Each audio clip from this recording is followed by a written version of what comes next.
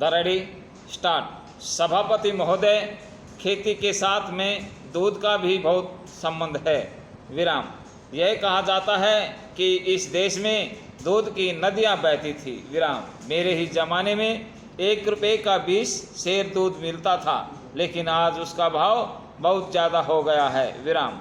आज हर आदमी को दूध नहीं मिलता है। विराम। आज हालत यह है कि औरत को, बच्चे को, रोगी को दूध मिलना मुश्किल हो गया है। विराम।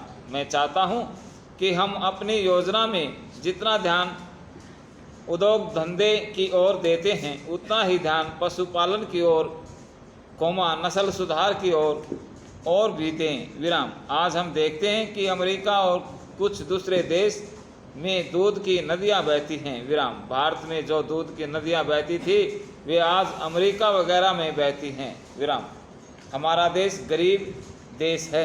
विराम। हमारे यहाँ लोग फल फूल खाते हैं और बहुत कम लोग ही यहाँ मांस या अंडे खाते हैं। विराम। उनको अगर दूध घी भी न मिले तो इसका क्या नतीजा होगा। विराम। इसका अनुमान आप खुद लगा सकते हैं। विराम। पैरा। अमेरिका में एक गाय काफ़ी दूध देती है, जबकि हमारे यहाँ की गायें ज़्यादा दूध नहीं देती। विराम। मैं आपसे निवेदन करना चाहता हूँ कि इस समस्या को आप ठीक तरह से हल करने की कोशिश करें, इसकी ओर आप पूरा ध्यान दें। विराम। पैरा।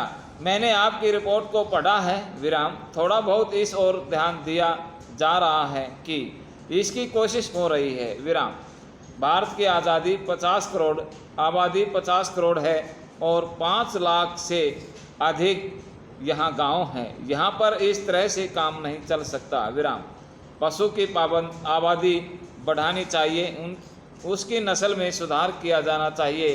जब तक अच्छी गाय नहीं होगी, तब तक काफ़ी दूध देश में नहीं मिल सकेगा। विराम। पैरा। खेती की उन्नति के लिए पानी, खाद, बीज, बैल, कर्ज आदि की सुविधाओं का होना बहुत ज़रूरी है। विराम।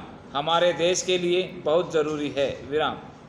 इसका कोई इंतज़ाम होना चाहिए और इस ओर पूरा ध्यान दिया जाना चाहिए। विराम। इन शब्दों के साथ मैं इन मांगों का समर्थन करता हूं और आपने जो मुझे समय दिया उसके लिए मैं आपको धन्यवाद देता हूं। विराम।